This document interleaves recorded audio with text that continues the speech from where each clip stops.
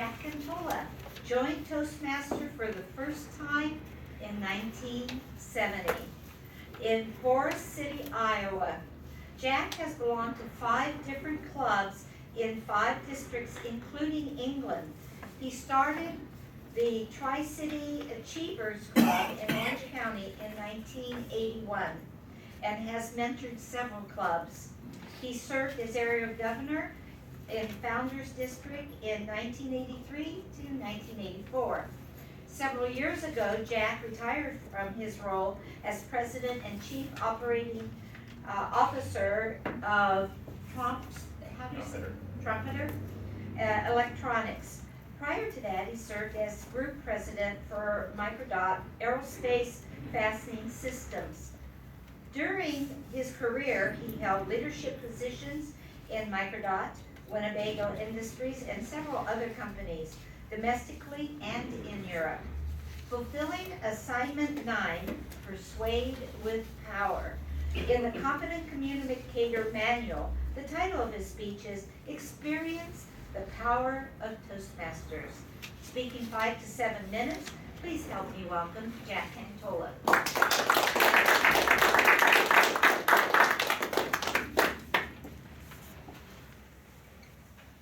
Many years ago, somebody asked me, what is Toastmasters like?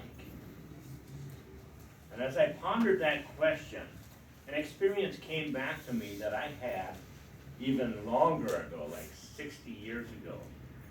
Standing on the banks of the Prairie River in the springtime, fishing with my father, when a flight of geese went over. And I looked up at that flight of geese and was amazed by that V formation. And I asked my dad, why did they fly in a V? And that experience taught me what Toastmasters is like. The geese fly in a V formation because they can fly 70% farther than if they were flying alone. Now, isn't that how Toastmasters works? It's an example of teamwork and synergy of us working together to help each of us achieve our individual goals. It's by working together that we're able to gain more than if we were trying to do it alone. Can you imagine trying to become an expert speaker in a closet? How well do you think that would work? Not so good, I think. It wouldn't work that well. So we gain the synergy of teamwork by flying together in a V formation. My dad continued, he said, the second thing about a flight of geese is they know where they're going. That flight of geese has a goal. They know exactly which lake in Canada they're heading for to spend their summer months. Shouldn't we as individuals? Shouldn't we as a club have goals as well? You know, I'm sure that many of you have a vision of where you want to be in the future. And that vision is very important, but to get to that vision, we have to have goals, independent, individual goals. Stephen Covey in The 7 Habits of Highly Effective People says, begin with the end in mind. So when we get up in the morning, we need to know what we're going to do that day. As we achieve our goals in life, we need to know where we're headed and what we need to do to get to that destination. One of the things that I've talked about is, if you were going to take a trip to Chicago, what's the first thing you'd have to know?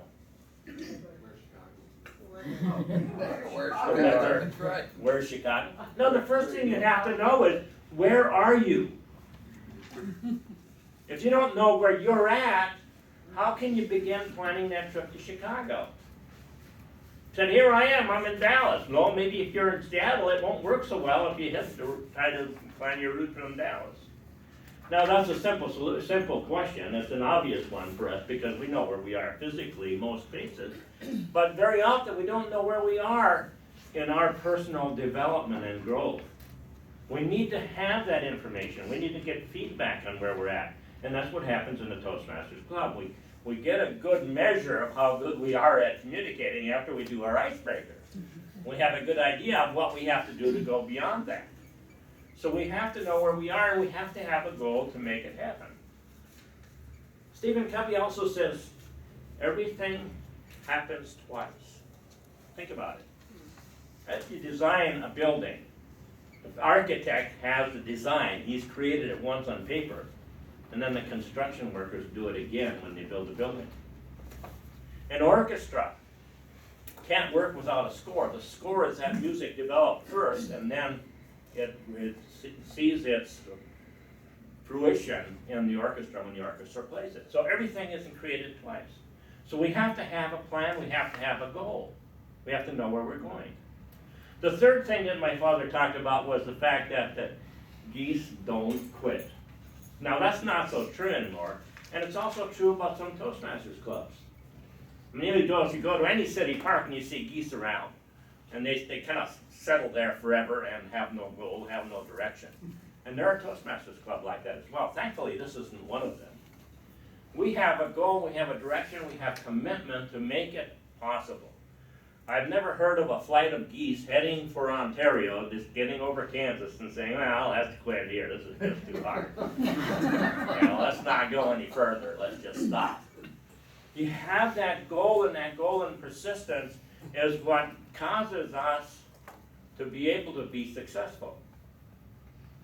Winston Churchill's greatest advice when he was talking to a college group of university people, he said, never, never, never quit. Persistence is 90% of success.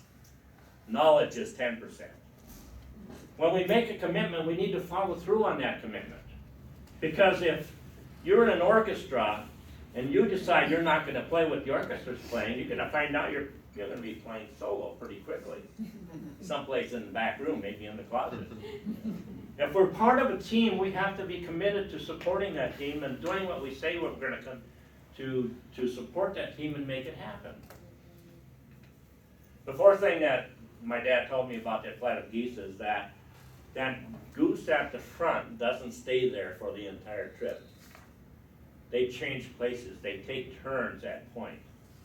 That's something that happens here in Toastmasters Club. Every 6 months we have elections, and we choose new officers so that everybody has a chance to lead and everybody experiences the pain and pleasure of leading.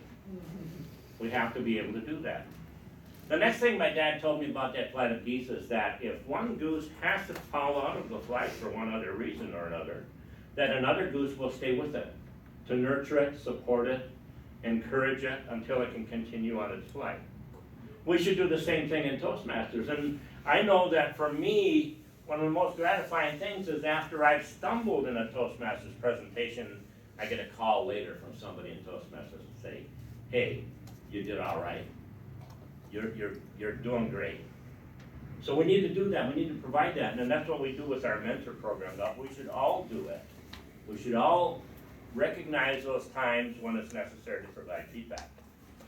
The final thing that he said about that flight of geese is all that honking you hear is just not just noise. It's the geese at the back of the V honking support to those in front. And we do that in Toastmasters with our applause, don't we? So I want you to think about this. Toastmasters can be your pathway to success if you follow it and think about it as a flight of geese.